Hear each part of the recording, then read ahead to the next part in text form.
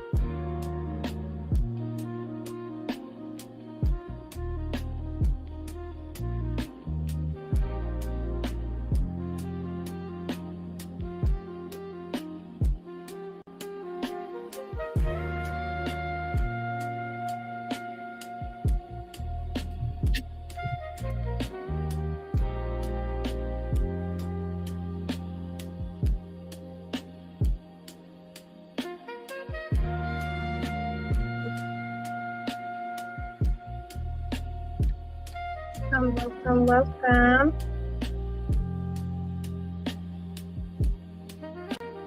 Welcome. Thank you all for joining.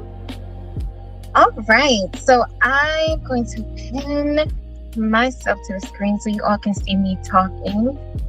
Hello, welcome everyone. Thank you so much for joining tonight's Restful Resistance call. This is a bittersweet moment as this is our final session of this series.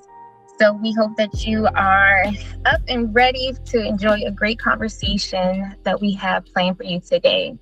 Restful Resistance is our virtual series for Black women to recharge, reclaim, and rebuild political power. This is a nonpartisan space. The conversation tonight that we are having is Lift Every Voice, rooted, ready from reflection to action. So again, thank you so much for being a part of tonight's conversation, and we're going to go ahead and get started.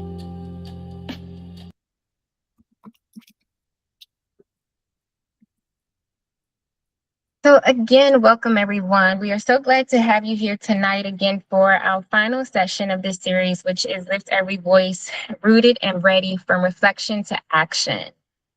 Over the last several months, we've created this space together to pause, to reflect, to recharge, and to stay grounded. During a heavy season, we've come a long way since August of last year.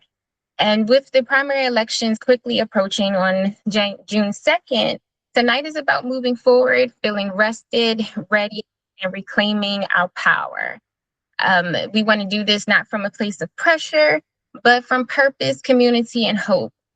So tonight's conversation is centered on what it looks like for Black women to stay engaged in ways that feel meaningful to us, that also feel sustainable and true to who we are, while we're still showing up for ourselves and still showing up for our communities. Thank you again for being in this space with us tonight. We look forward to having a great conversation. Before we move on, I do just want, I've already put in the chat, but I just wanted to make sure that if you are just logging on, that you have gone ahead and put your name and where you're dialing in from into the chat so that we can just know who's all joining us on tonight's call. So and we do just want to ask for everyone to mute. Thank you. Mute yourself as you are joining in. And I will see if I can help with muting as well. Okay, there we go. Perfect. So just Tonight, we are going to start with our Pour Into Your Sister segment, which is our encouragement segment. Then we'll go into our fireside chat discussion, purpose, power, and participation. We'll have a moment for question and answers, so please feel free to drop your questions in the chat. And then when the time comes in the program for you to ask your questions, you can also use the raise your hand feature. And then we also will end with our joy practice and have our announcements, and then we will close. So, final sadness. You want to mute Stacy? Yeah. Yes. Okay, perfect. Thank you, Kellie. Mm-hmm. All right. Let's move right along.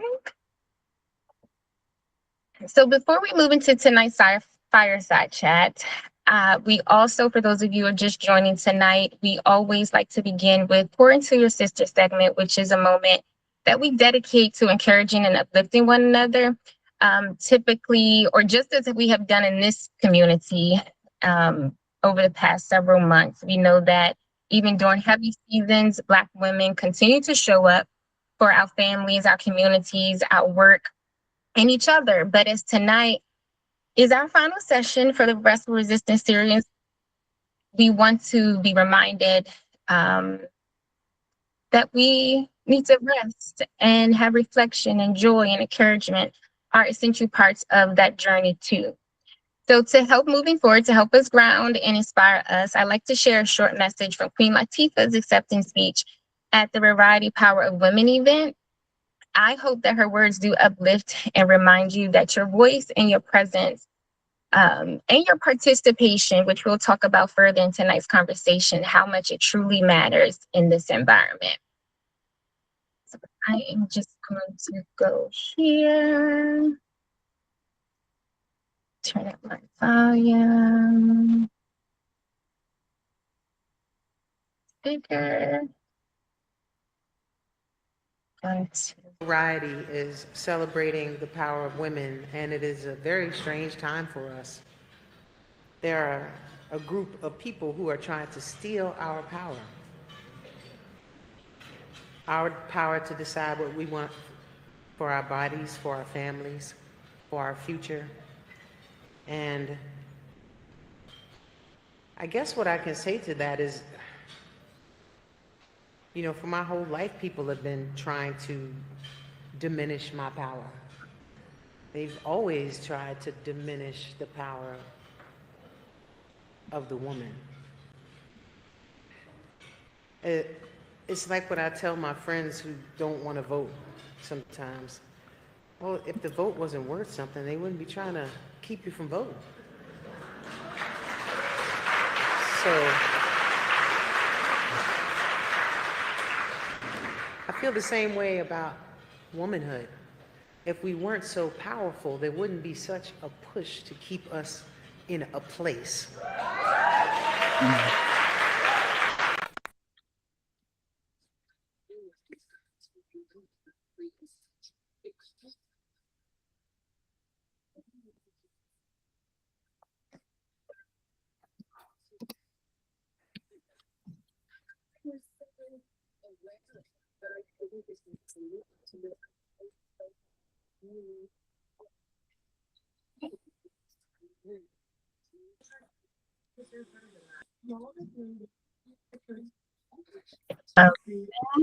Karina? Yes. Just making sure you're there. We can't hear. You can hear it? No. Oh. We did, and then all of a sudden it stopped. Can you hear it now? No? Okay. Let me get, sorry about that. We heard the beginning of it, and then it kind of just bloop, went quiet. Okay, let me try this again. Yeah. Sorry about that. Can we have everyone make sure they're muting their phones as well? We have a couple of people who aren't muted.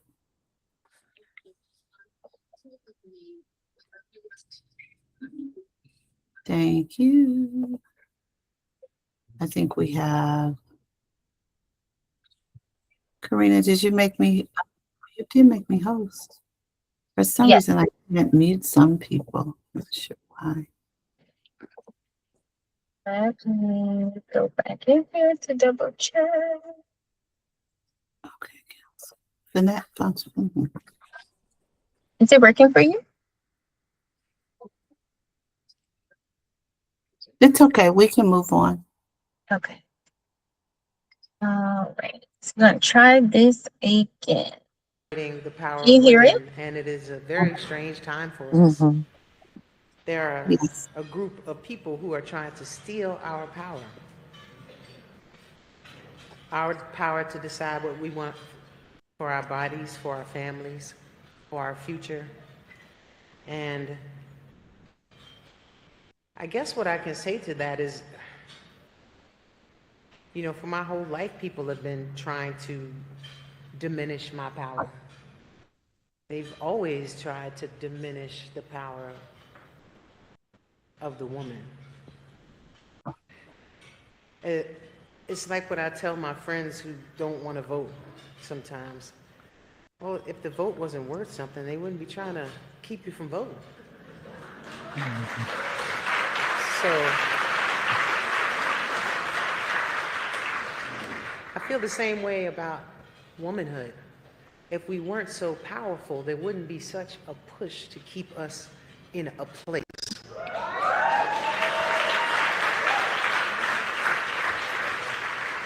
And there are so many men who celebrate our power, who support our power. My father is right there. He is one of them.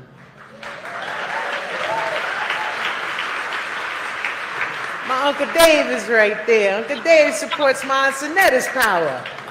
She's a powerful woman, that's mine. And we need to celebrate them as well.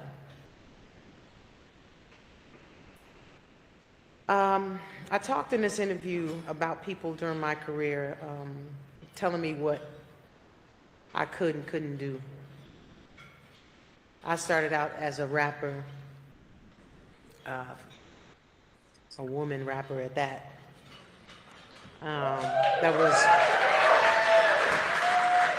That was already different, apparently.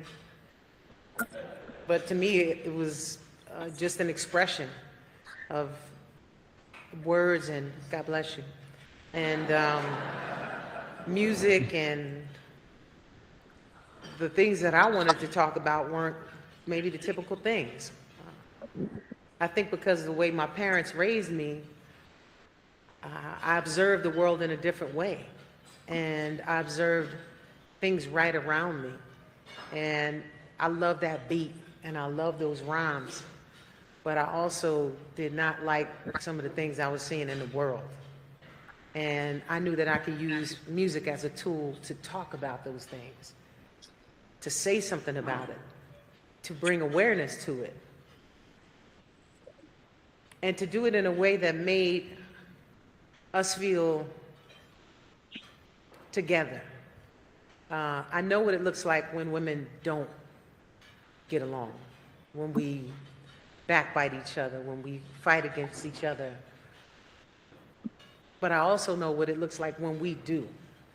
And when we stand together, there is nothing more potent. There's nothing stronger. There's no level higher, nothing grander than when we lock arms and decide we're going to do something.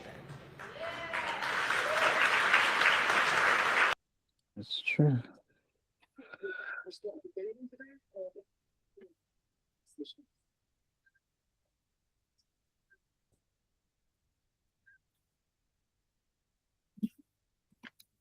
All right. So I hope that you all enjoyed that message. I hope it resonated with you deeply as it did resonate with me.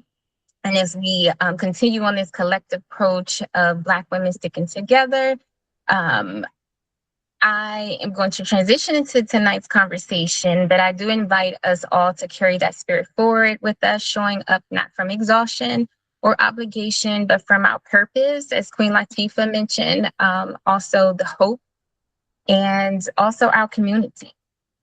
Again, tonight is about being rested.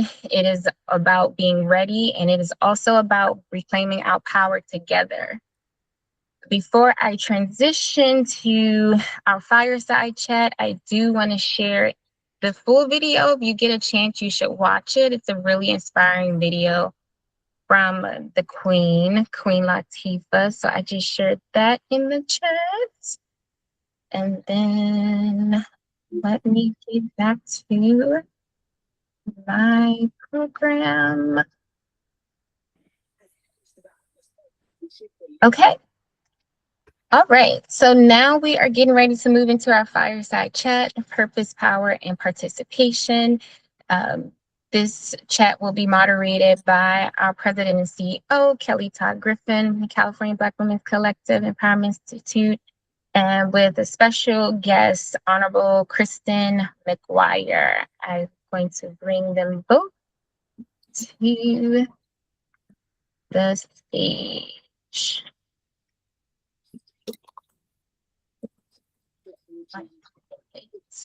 Here we go. Finding Kristin. I know you're here. I'm here. I know. I'm looking for you. Oh, here we go. Perfect.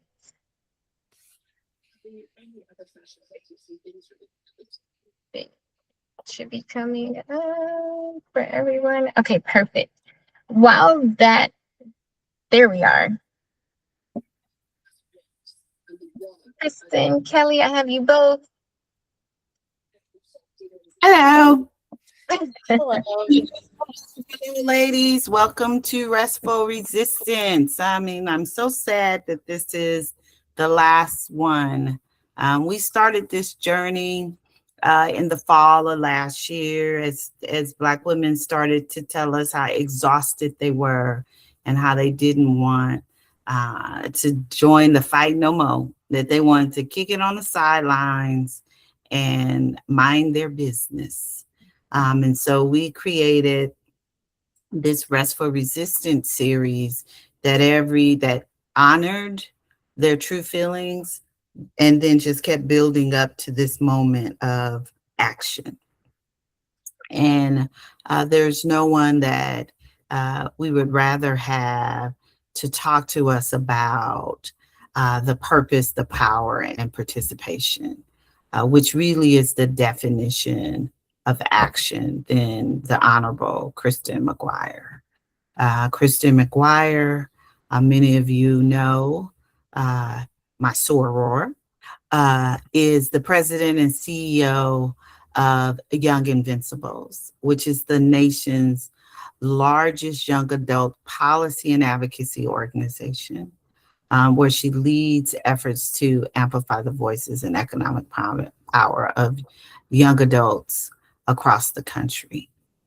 We have, Kristin has been on the journey with the collective in the early stages of the work that we were doing, being one of our co-authors of the State of Black Women in California report in 2022, bringing her lens around the work that she's doing, as well as serving on our advisory committee when we founded the 501c3, which is the Empowerment Institute, in 2023. So we have a long relationship with Kristin and the work that we're doing. So it's only fitting that she would round this conversation out. So let's start with these questions that Karina has put together that hopefully you and I will follow, but you never know. We'll see what happens. We'll see how it rolls. All right. So Kristin also, she had a whole opening framing. I totally missed it. Kristin also is the first African-American elected to the Charter Oak Unified School District governing board in Covina, California, as well. So we don't want to miss that moment of praise as well. All right. So Kristin, for the last several months, this Restful Resistance community has been holding space for Black women to process, reflect, and stay grounded during a very heavy, heavy, heavy season. As you think about this moment we're in right now, what gives you hope? Well, a lot of things give me hope. I think one of the most important things that gives me hope is my daughter, Caitlin, who is 18 years old. She will turn 19 in just a month. And on Mother's Day, she posted on her Instagram because, well, she's jobless and broke. And so my gift was an Instagram post. Right. And in it was a picture of her and me when she was about 4 years old. And she said, "Happy Mother's Day to my mom, who's taught me everything, but most importantly has given me passion for the community and to make change in this world so that I can be in the world I want to live in." And so that's where my hope comes from, because I intentionally try to reach out to those younger than myself, because that's what my family did for generations, reaching out, right?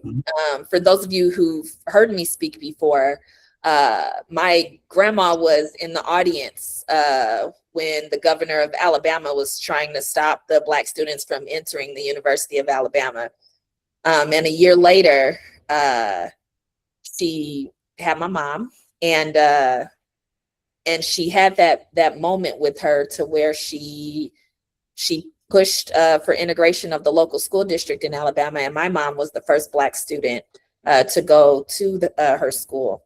And so I say all the time, we have Ruby Bridges in all of our communities, right? We only got the privilege to learn about Ruby Bridges, but everywhere there had to be a first.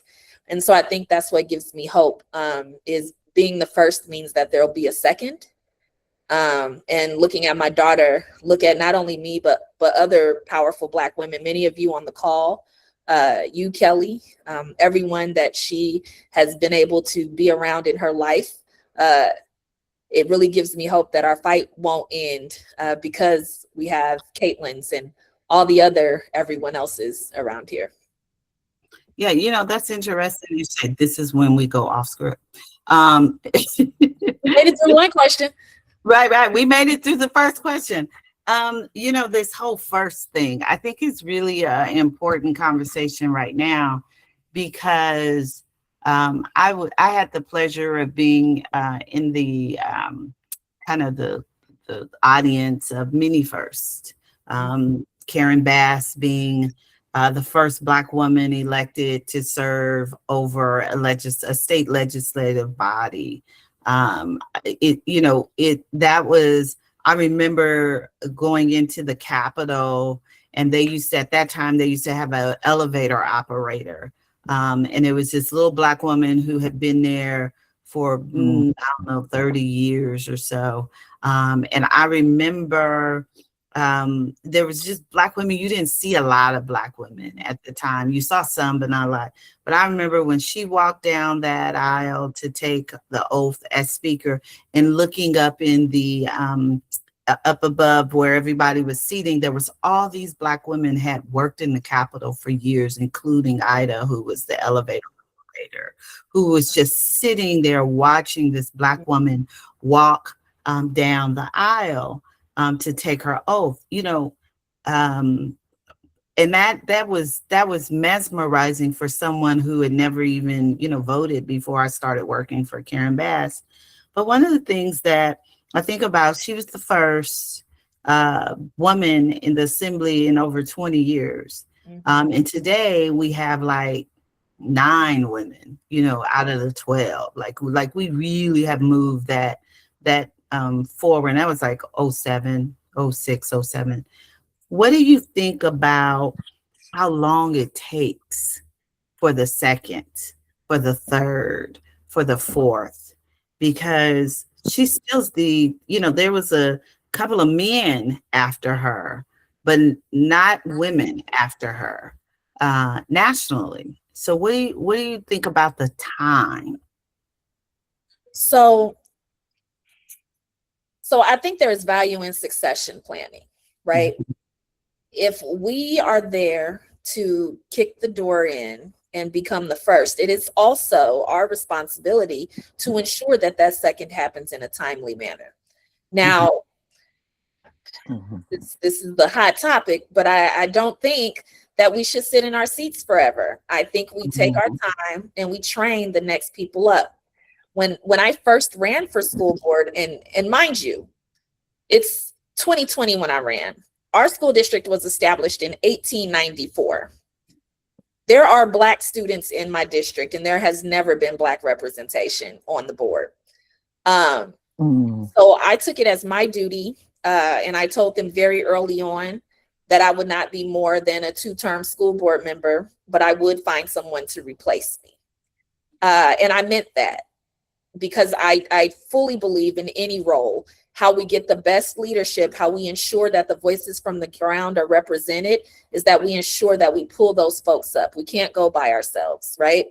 And so it shouldn't take so long for the next person to come up, because we're building a foundation, and it only matters if we get other folks to stand on that foundation with us. So when you say it shouldn't take us and we need to build, what are the pathways for us to build? Because we could all say, oh, I want to run, I want to run, I want to run. But how do we make sure when they run, they're ready? And when they're ready, they're successful? That's right. So a couple of things.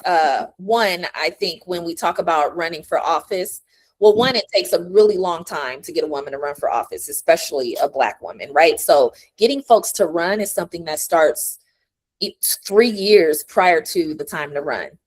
Something that I've been paying close attention to is just how to raise money. I think even in a school board race, folks don't understand, but because I'm Black and I was the first Black woman, I had to raise $24,000 for a school board seat. And so then that means I need to teach someone how to be able to raise that kind of money. That means I need to form partnerships that will take my word for it when I tell them who the next person should be, right?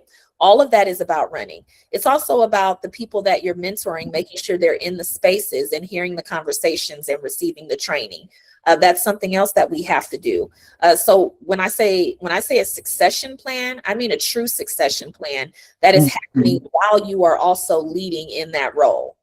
And that means as elected officials, we have to get out of our own head and out of our own egos, right? And that means while we're in the role, we got to understand we won't be there forever. And we shouldn't be. And that's exactly. Okay. But that's how we get ready for the next generation of leadership. So then we got the next generation, we got people ready, we got things, everybody's excited, we've trained, everybody in front of the camera, behind the camera, we trained everyone.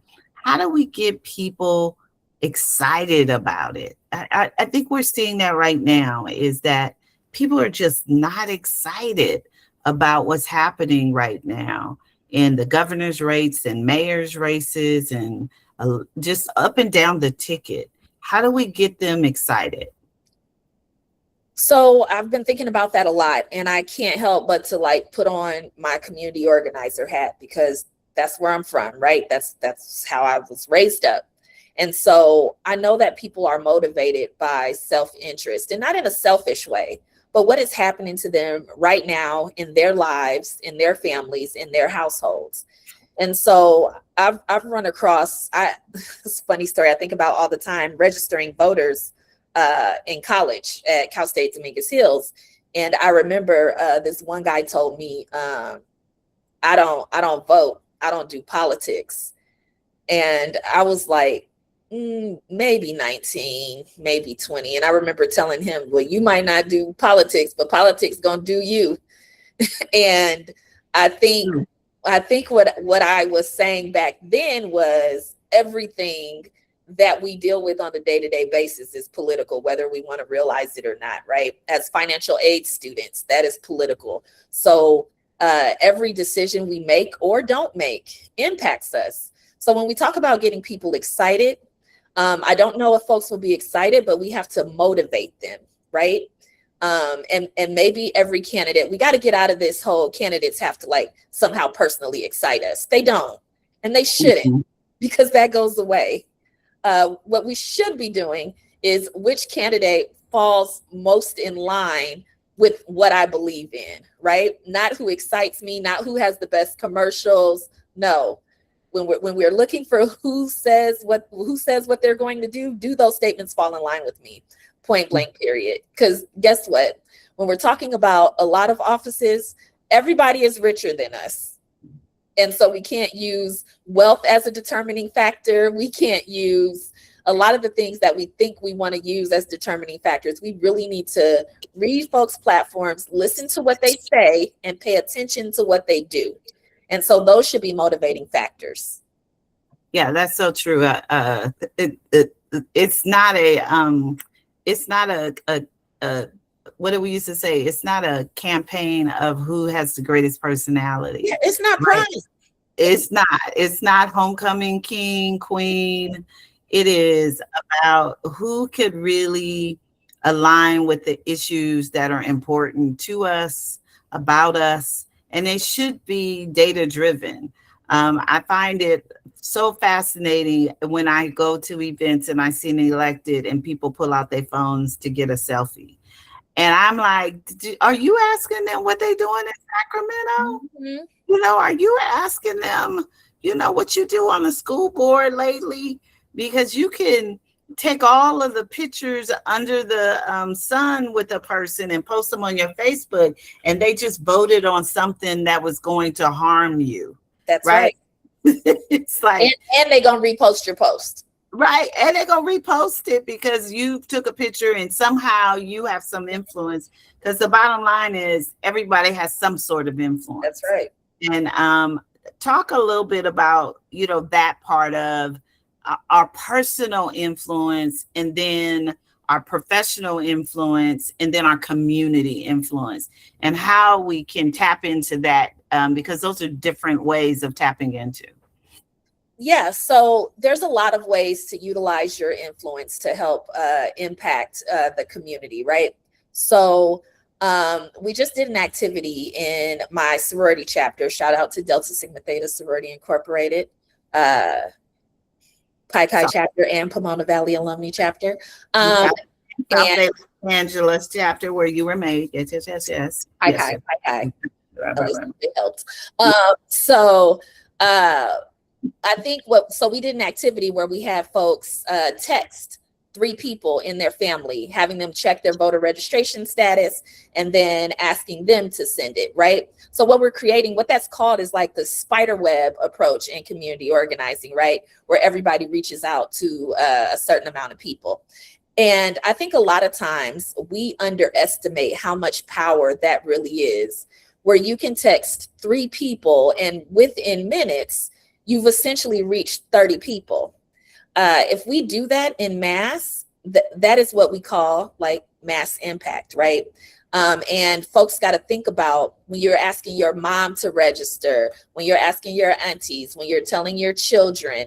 In our family, we vote as one. We have a house meeting, decide what we're going to do, and everybody votes together, right? And that's how we build impact. Now, when you multiply that to community impact, you want to think about your churches, professional organizations you're a part of, membership organizations, clubs, social clubs, bunco clubs, bingo clubs, who's in your social network that you can have these conversations with.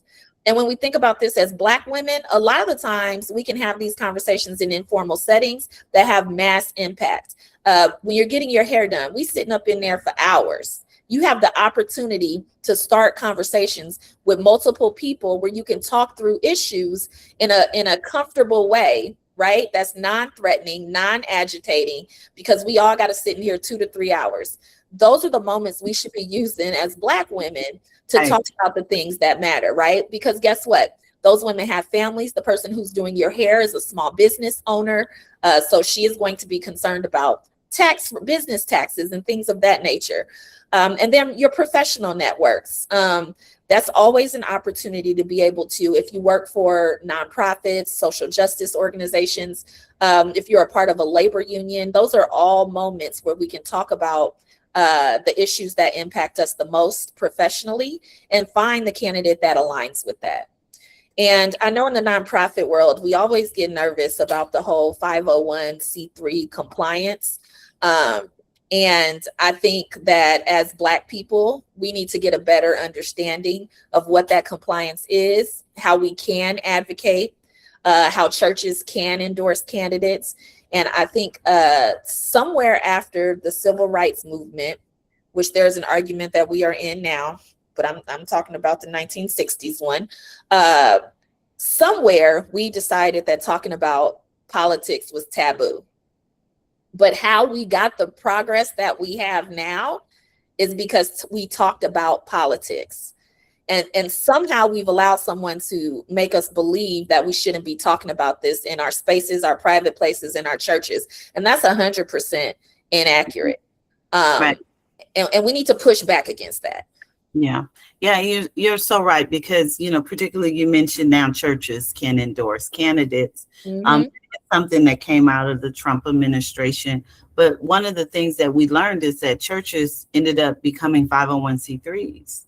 And once they became 501c3s, then they got, they had to adhere to all of those tax rules and laws. But we also know we're in a time where if there's ever a time to challenge, it's today, right? It's like, there's this civil rights where, it's the law and people still challenge. Then there is no reason for us, when we have all the liberties that we have, to not challenge now, right? We're not going to get arrested for challenging. We just need to make sure that we understand the issues that we're challenging. And so when we think about this transactional approach now that the vice president is saying, she said in a recent interview, or the former vice president is saying, she said in a recent interview, the old civil rights toolkits, organizing, getting out, GOTV and all that stuff is great, but we need some new tools in our toolkit, right? And we also need to ensure that our relationships with these folks that are running are more transactional, not just, oh, I saw him at my Purple Hat event, or I saw him at our sorority event, like the Delta Sigma Theta Incorporated event. And so how do we define what that transactional relationship could look like? Well, I think for one, it has to be about us realizing that we can be direct. If there is anything that we can learn from our white counterparts, is that they ask for what they want.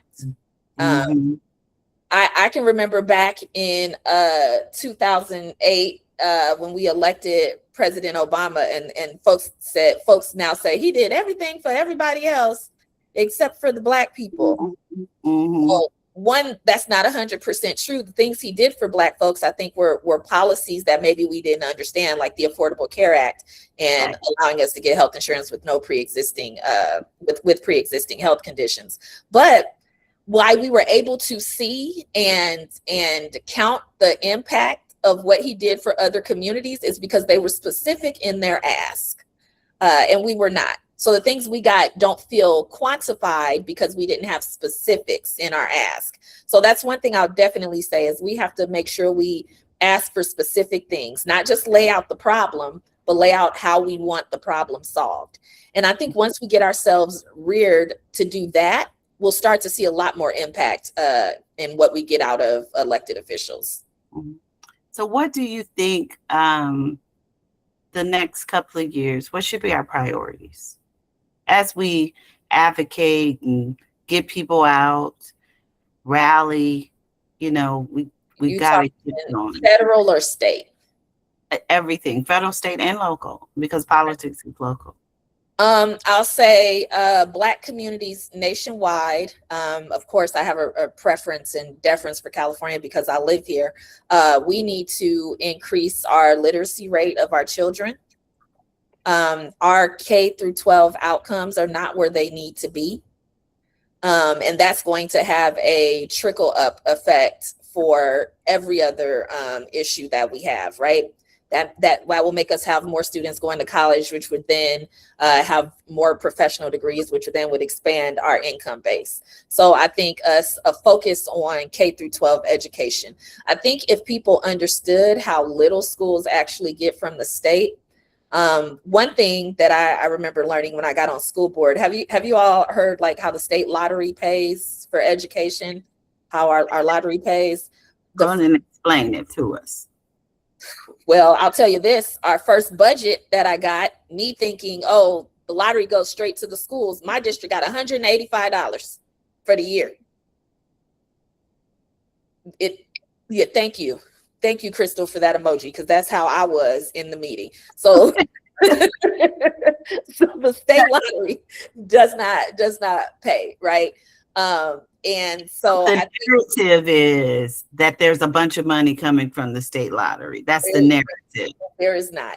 So we have been advocating for about a decade to get to pre-2008 funding levels for public education. And so our schools are underfunded, and then depending on the communities they're in, they're even less funded because of property taxes, right? So I think statewide, we need candidates who will invest heavily in K through 12 education, especially for our communities. And I think that should be our top priority. I think federally, we have a few things that we need to be concerned about. One is very wonky, but our rate of taxation. We need to have a president who's willing to look into what the tax situation looks like for the middle class and not just the upper income classes. That's very important. Again, education and higher education and student loan debt are something that are very important to me and near and dear to my heart.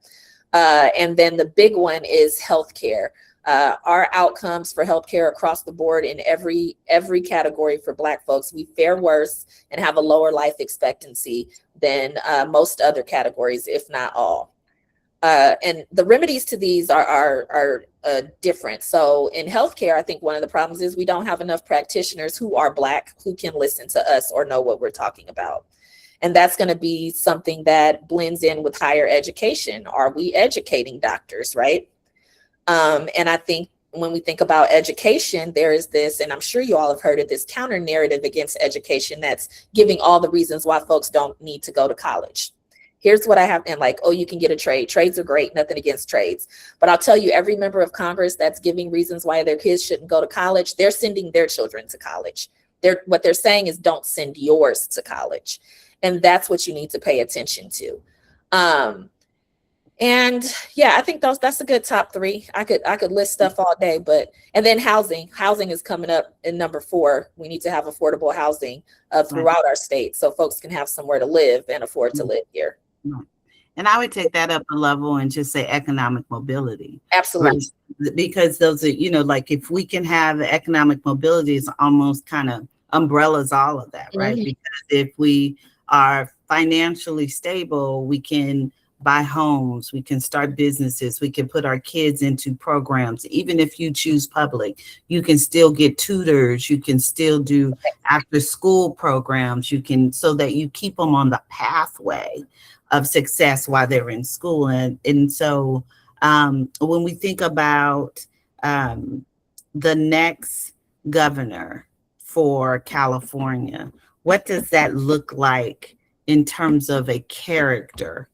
Not in the characteristics of the next governor that we should be looking for, not a name, but the characteristics of the next governor as we think of who we should be voting for in this coming up election.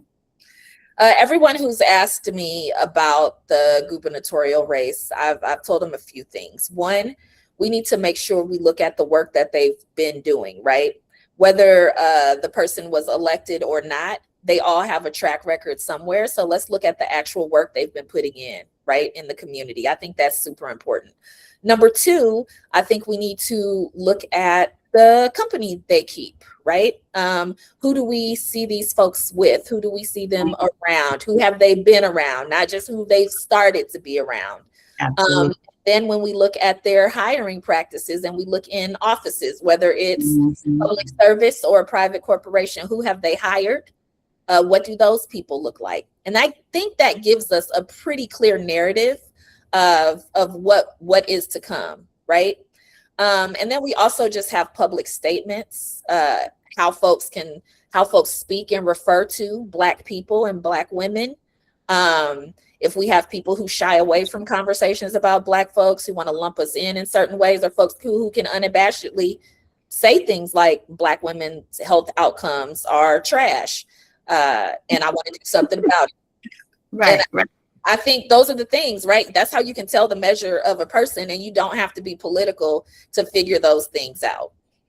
Yeah, I totally agree. One of the things we always talk about is, their inner circle, like especially if they have a record of being an elected, like who's been in their inner circle each and every office. And this can not just the governor's race. This is, every race, right? Yeah.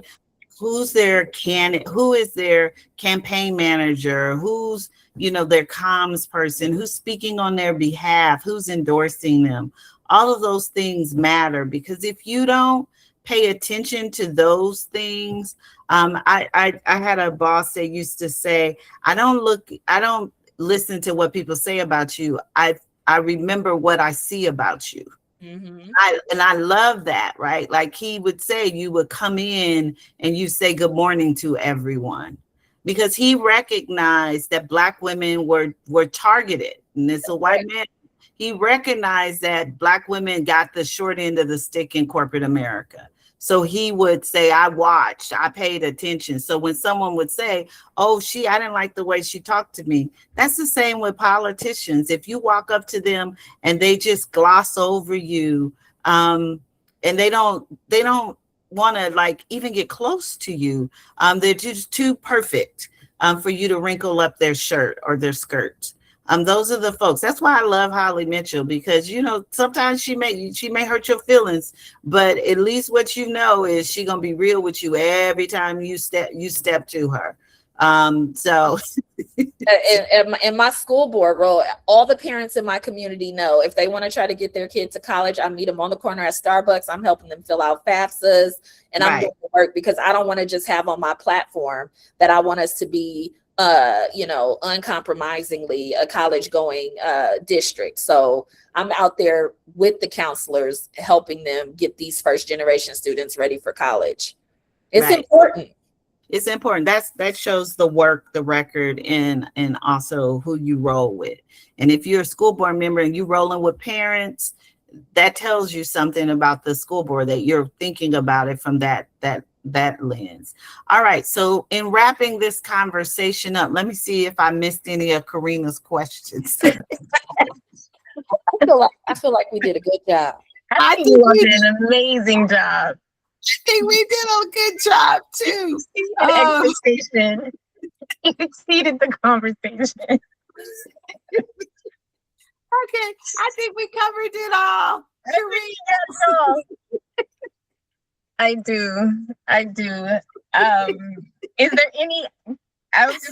there anything in closing that you want to share, Honorable McGuire? I'll say, when I think about impact, I can remember when I first ran for school board, and I see some of my friends on here who were here at the time when I was talking about the raising money part, and we kept encountering folks saying things like, well, it's not my school district, why would I contribute? Which I think is a valid question for folks who don't understand, right? And so I think what I'll leave with you all, and I'm not running and I'm not asking for money right now. But what I will say is that when people are running, to contribute, even if it's $25 or $50, because you're helping someone try to represent their community. And it doesn't matter if you live there or not. If you have it, and you are able, that is absolutely a way where you can help impact what happens in communities across our state or across the state you are in. So I tell people, give early, give often. If you can, max out, because that's how we win races. And I think people don't understand how expensive it is to run races. Yeah, and I would just add, it's not just candidates. It is, I see, and asked about PACs, it's political action committees. If you give less than $99 or $100, you give 99.99, your name's not listed. That's another reason why people, sometimes they don't want their employers to know that they are donating to a particular candidate that leans differently. I remember at Blue Shield, I was all against the recall, all against the governor attacking, and Blue Shield had like $100 million partnership with the governor. And so a executive pulled me to the side and she said, I know your voice is important. I know you have your own kind of thing, but I just want to caution you that, you work for a company that stands on certain things, and that's a very political company. So, you're attacking the governor as we're signing $100 million partnerships with him during COVID. So just, I'm not telling you not to, just telling you to, make sure you pay attention to things like that, because it can impact you. So if, there's rules, know the rules before you start donating. But if you donate to a PAC, as long as the PAC is a PAC that believes in what you believe in, then then they make the decision on what happens with the endorsement. So just note that. But in terms of the collective has a PAC, right? Yeah, we have a PAC. We have a political action committee. And so ours is very active, and we have already issued our endorsements for this year. This elect, so you could go to our Facebook and you see all our endorsements, including governor. But just remember that during such a time as this, it can be very discouraging. You're hearing a lot of noise, a lot of things are being pulled back, but this progress is never something that ends. It's something that we have to always keep pushing forward. Nobody should sit still. We can rest, but we do need to also be very focused. You must, but don't you quit. Right. My background is Desi Woods Jones of BWAPA, who was one of the ladies that created BWAPA in 1968, Black Women Organized for Political Action. And I keep her, she doesn't even know she's my background, but because it's been a really difficult journey over the last couple of months and really year, I felt like I needed to I need to see her. I need to remember whose shoulders I'm standing on, right? And that's Desi's, who's still living today. But she's the shoulders we're standing. So if you could do little things like that to keep you motivated, your screens on your phones, emails, anything to keep you motivated during such a time as this, to remember that the fight is not over, is just a new fight. Real quick, I know we got to go to questions. Two things. One, what you just said reminded me of my flag, because, that's kind of controversial these days to have a flag up. But Kamala Harris handed me this flag. And to me, it just feels really symbolic, right? Because I think, my great uncles, my father, my husband, all military guys. And I think they're fighting for a country that I think I'm also fighting to help create. And so I keep that up just as a reminder, right? That I don't have the country that I think I deserve yet, but I feel very honored to be able to help fight to build the country that I want my child and my grandchildren one day to inherit. And I think that's what all of our forefathers did as well. And then others. Yes. And then And I think it's also important to realize that there's room for everyone in the movement. So at Young Invincibles, I teach this a lot to the young people, right? When we think about movement work, we think about the activism part, right? We think about taking it to the streets. But there's all kinds of roles. I remember during Black Lives Matter, when folks were sleeping outside the police station, I did not want to do that. And I also wanted to go to work. So what I did every morning on the way to work, I work in downtown. I stopped at McDonald's and I bought breakfast for everyone who used their bodies and their time to be outside. And it made me just think back, you know, when Dr. King and when they were all crossing the bridge, the photo that we all see, in order to make that happen, somebody had to be the photographer, right? That's somebody's name we're never going to hear of. Folks had to be babysitters because there were women there, even though they were not photographed. There were women there, so somebody else had the kids. Somebody the chicken that they took in their bag for that walk. The lawyers didn't go so that they wouldn't get arrested. Somebody had money set aside, right? Those are the names and the pictures we probably won't ever see. But that's how movements happen, right? So you don't have to be the person in the front. You just have to be a person who is willing to provide whatever that skill is, right? And it's all very necessary. So I do want to just make sure I say that before we go into Q&A. All right, Karina, we done. Thank you. Thank you. That was amazing. You were actually answering one of the questions I had pending of how can we participate in other ways. So thank you for ending on that note. Thank you, Kellie, for leading such an amazing conversation with Honorable McGuire. We appreciate you, the collective.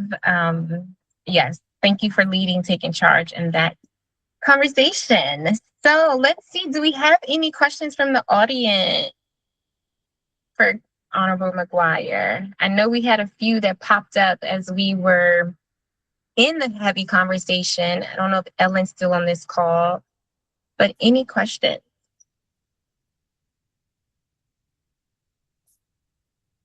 Not at the moment. Okay, well, let me go to my notes. And then maybe that will bring up, let's see here. Oh, what advice, Honorable McGuire, would you get? Oh, okay, Jana? Yes. My name is Jana Rivers, and I have a question. I want to make sure I understood you all correctly. Did you say that Delta had a pact? So Delta Sigma Theta does have a pack. It's called D4 Women in Action, and members are allowed to contribute to it. And you can find them on our national website. Okay. And did you say that there was also a site where we can go and see who the candidates they endorse? So I think what you're talking about right now is the Black Women's Collective PAC. Okay, yes. Which is the organization that Kellie runs, and I'm on the advisory board. They also have a PAC. You can find them on Facebook, and you can find the information for the collective there. Thank you. That's what I missed. I want to make sure I got that information. Thank you. You're welcome. Thank you.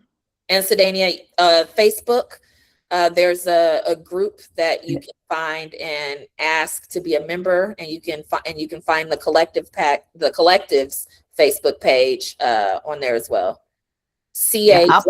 Collective. I'll put it in the I'll put it in the chat. Hold on. Give me a moment. Thank you. Mm-hmm. That's a great question. Yes, and I love everyone hearing of how they want to participate. So I'm just going to ask a general question, because one thing that we do focus on here is reducing the burnout for Black women to feel less overwhelmed when they are in these spaces. So I am just curious of what advice you can give to someone who may be on the call, Black women who are trying to reconnect and show up again. But what are some ways that they can begin, maybe slightly, without feeling the feeling overwhelmed? So I actually think the collective is a great place if they are uninvolved in other things. And then I think other social organizations or historically Black sororities all have a social action or social justice component. But there's a way where you can receive the education without having to do too much heavy lifting. The collective has monthly calls where you can get updated on what's going on. And I think that's an excellent light touch introduction. And then you can begin to decide if you want to help more. And hopefully you do. Yep. Amazing. Amazing. Well, thank you so much, Honorable McGuire. We appreciate you for joining us this evening and saying yes at the last minute, which makes it even more special. We appreciate your commitment to the collective. All right. Well, I am going to release you ladies from the full screen. Thank you so much. Let's see here. Let's unpin, and we are going to go into our listening activity, which is just a really quick thing.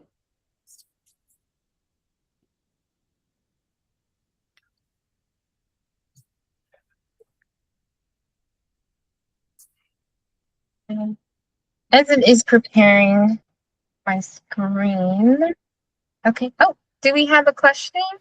Quick question. Is there a LinkedIn page also for this group? There's a LinkedIn page for the California Black Women's Collective Empowerment Institute. Okay.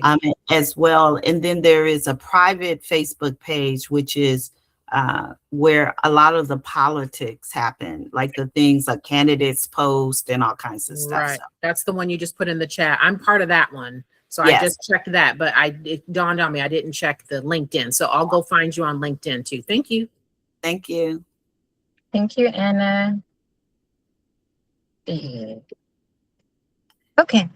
So as we always like to start the session with pouring into you, we also just want to end on a little bit of a lighter note where we have you to just release and let go of the day, of the year, and to clear your mind and reset your energy for what lies ahead. So before we do close tonight's session, I just want to take a moment together for us to breathe, for us to do some reflection, and to leave this space feeling more grounded in joy and hope, and most important, the possibility of all the work that we are doing in civic engagement. So if you do feel comfortable, if you can place one hand over your heart and one on your lap or by your side, if you're standing, we just want you to take a deep breath in and then slowly release out. Again, we're going to breathe, and we're going to breathe in hope. We're going to exhale pressure, overwhelmness, burnout. Because as we move forward and choose to move forward tonight from the exhaustion, from the fear, from the burden, we are moving forward with clarity, community, and care. And you can repeat this quietly to yourself or out loud, but we're just going to have this affirmation to take us home, which is, I am rested, I am ready, and I'm reclaiming my joy, my voice, and my power. Again, I am rested, I am ready, I am reclaiming my joy, my voice, and my power. And then just take one final deep breath in together. And then release. And on behalf of the California Black Women's Collective, I just want to thank you for being a part of this Restful Resistance series over the last several months. Thank you so much for showing up for yourself and for each other. And may we please continue to move forward, rooted, ready, and lifted by community. I think I have a question that may have popped up. Did I see a hand raised? Hear a hand raised? No? Okay, perfect. And then just really quick, if you have missed any of our previous conversations, you can scan this QR code, or I will put the link in the chat where you can go to catch them. We have a, just grabbing this link, and it was difficult, a YouTube page where you can go to access all of the previous sessions with us. I'm just adding that to the chat here. And then last and certainly not least, we do want you to become a member and join today. This is a space where it's being more than becoming a member. It's entering a safe space, a supportive ecosystem for Black women to grow. You get to have a chance to hear about these amazing events, programmings that we have that are basically storytelling of the Black lives, the stories of and lived experiences of Black women and girls across the state. So please join our community. We would love to have you. And I'm also going to put that link in the chat as well. And let's see, here we go.